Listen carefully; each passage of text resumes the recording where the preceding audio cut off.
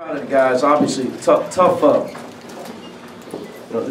comeback after what we went through in New York and the way we lost, and how focused the guys were. They, I wasn't.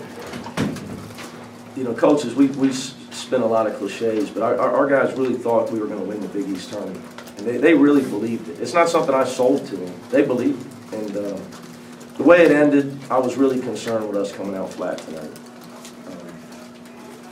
Obviously, with Weber State coming in, that although Randy Ray's a great coach, and I have great respect for their program, they're not a team that's going to come all the way from Ogden, Utah, and sell a lot of tickets in Cincinnati. So I thought the press was important for us to get ourselves going in this game, to get our energy going, to get the crowd into the game. And also to not let Weber State run their half-court sets.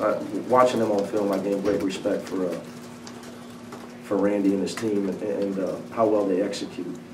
Out in their conference in the Big Sky, they're like at Pittsburgh. They're really physical and they really execute. So we wanted to throw them off and not let them run their sets at us. But there was no doubt in my mind they were not going to go away in that game. The one thing that's constant for us, we hit that scoring drought. We were stuck on 56. That's a constant. Every game we seemed to hit it, and we were getting good shots at those during that drought. We just weren't making it. But we were able to hang in there with our defense. We finally got a few to go down, and we were able to put the game in. Is the team expected to be going through those scoring droughts, and then I guess they figure out a way to kind of? So I told the guys in the timeout, to be honest with you, Josh, I said, guys, this isn't our first drought. We started the game against West Virginia, both halves, with I think a 10-minute drought on field goals. Let's just worry about playing some defense and making sure they only get one shot. And Damian Lillard was really playing well at that time. Let's not let him beat us here. We'll be all right. Don't worry about it. Just focusing on defense. And, we finally got a shot. I think Deontay hit a big shot for us to get us off that. Thomas got fouled. Jaquan hit a big shot. Yes, Jaquan hit a big shot. Yeah, he's running into it. He's got that kind of moxie. That's one thing about Jaquan that doesn't show up in the stat sheet. He's a big-hearted kid, and that's why he was a state champion in high school. And one of the big reasons we recruited him. What does it mean to you to get 19 wins this year? Well, it's progress. Getting into the NIT is progress. Obviously, we came so close on so many games, and we displayed a kind of team at times that our fans thought that there's no doubt we were going to be back in the NCAA tournament. But unfortunately, we play in the Big East, which can be cruel to young teams at times, and we lost too many close games. So onward and upward to the NIT, and ESPN2 game tonight helps recruiting. It all helps recruiting. It all helps improvement of the program, and just got to try to continue to progress. And these games are important for us because we have such a young team. We really have one senior that plays a lot. So the more these guys get to play together, and the more they learn how to win in March, like I said before, and winning in March is a habit. Playing in March is a habit. And when you're building a program, that's important. 21 assists on 25 made baskets. That's probably one of the better numbers since you've been here. Yeah, we did a great job of passing the basketball for the most part. We got a little sloppy at times. Got a little overconfident, a little sloppy at times. But one thing about our guys, they're unselfish. You see them sharing the basketball. They're unselfish. How's that free throw drill work? Team's got to make 21 in 5 minutes? That's just one of them. The other thing we started doing was when red versus black, if one of them scores a basket, it doesn't count. You got to go to the foul line and make a free throw to get that basket to validate. And we play live from the missed free throw. That way we practice rebounding free throws and blocking out on free throws. So every time somebody scores, you go to the free throw line and shoot? Yeah. And when we're in a live, 5-on-5, anytime we're playing 5-on-5. Didn't all year? No. The 5-minute drill is something I've always done. The clock runs continuous for 5 minutes. And you got to make 21 free throws. You shoot 2 at a time, seniors first, on down. Every time somebody misses, the whole team has to run down and back before the next guy can shoot. The clock's running the whole time. What happens if they don't make it? If they don't make, if say they make 15 instead of 21, then they got 6 sprints. Up to 6 up and back. Sprint depends on how tired I think we are, what time of season it is. You got to modify those things as a coach. But it's a true test of focus and toughness. I can tell you this: the NCAA tournament teams I've coached made it all the time. And we made it yesterday for the first time.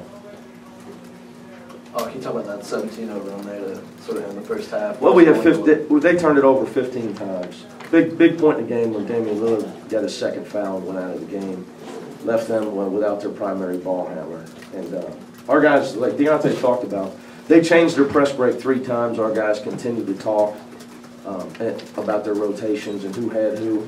And we were cutting the court in half and doing a great job of getting them in a late clock 10-second counts. And so they dribbled hard across the line where we stole it 3 or 4 times. But the reason the kid dribbled across the line is he was going to get a 10 count. So guys did a great job of talking amongst each other in the press. It's very important in the press that 5 guys play as one.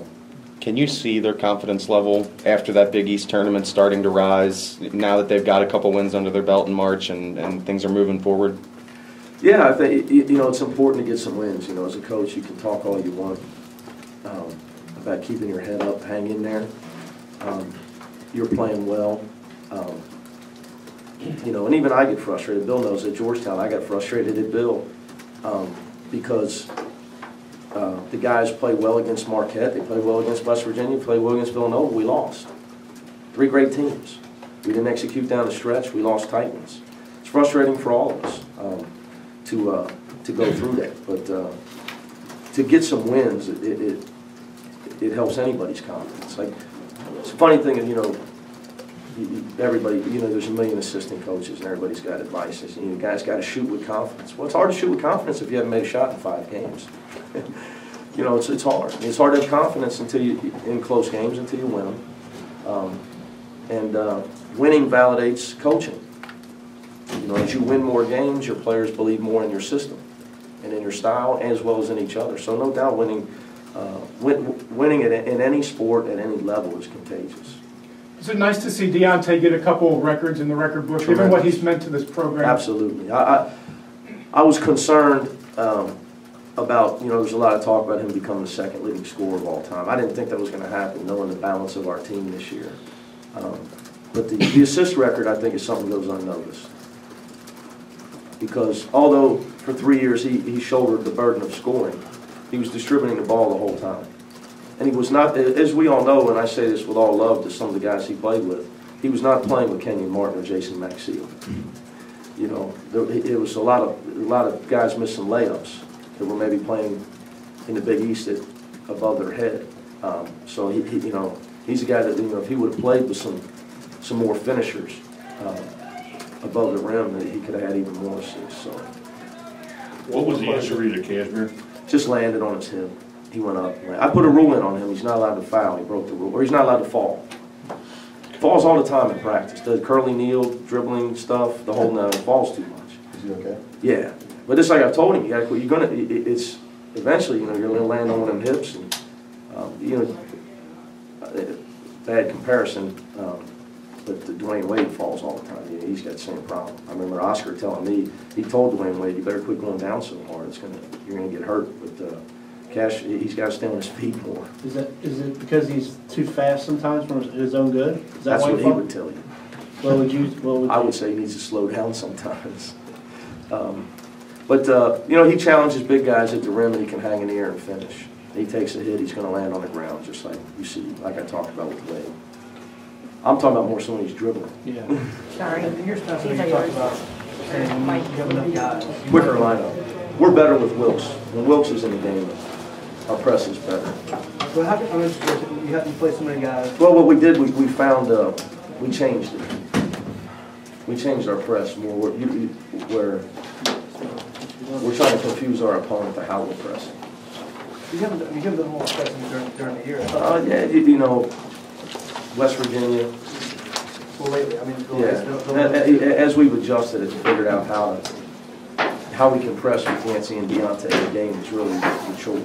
Because neither one of those guys setting any quickness records in the shuttle run at the NFL Combine. This is the constant evolution of it. Exactly.